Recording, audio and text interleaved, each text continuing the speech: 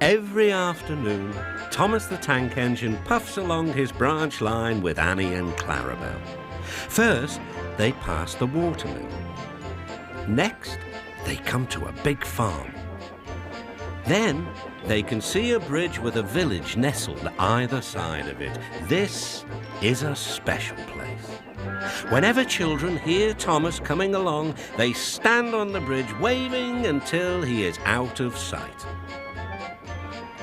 One day, Thomas was running late. He had stopped at the signal before the bridge to talk to some new children.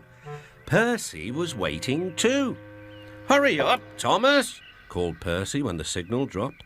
"If you're late, the fat controller may get a new engine to replace you."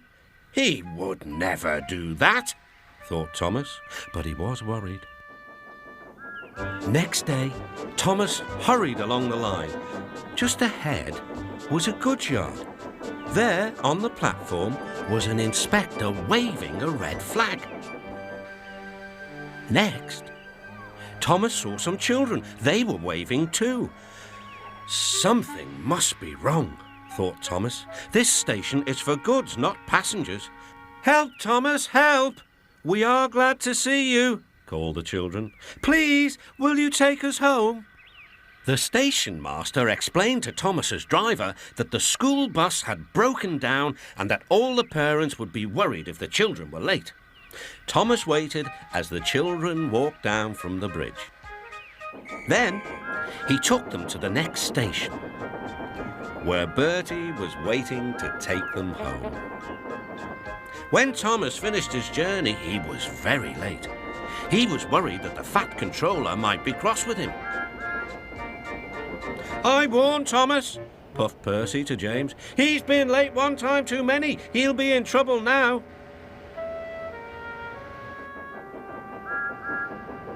But next morning, the fat controller was nowhere to be seen.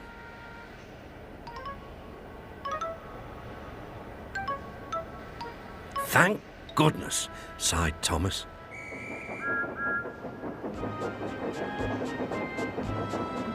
Thomas knows every part of his branch line, but just ahead was a stretch where the hot sun had bent the rails on the track.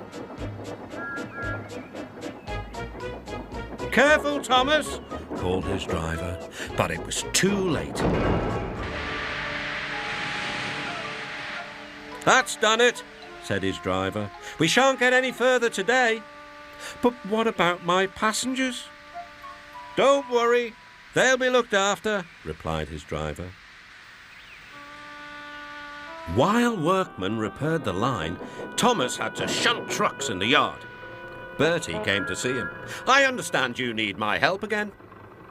"Yes, Bertie," replied Thomas sadly. "I can't run without my rails."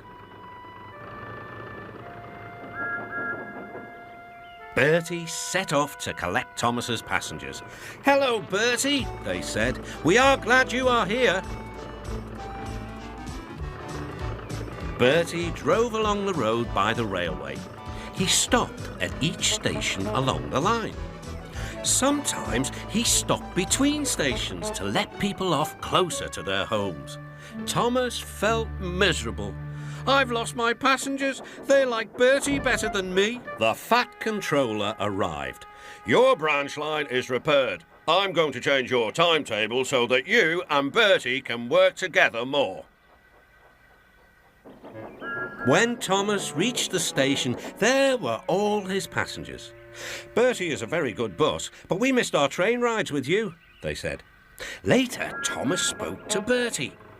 "Thank you for looking after my passengers." "Oh, that's all right, Thomas. I like to make new friends, but I'm glad to share them with you." "Bertie," said Thomas, "you're a very good friend indeed."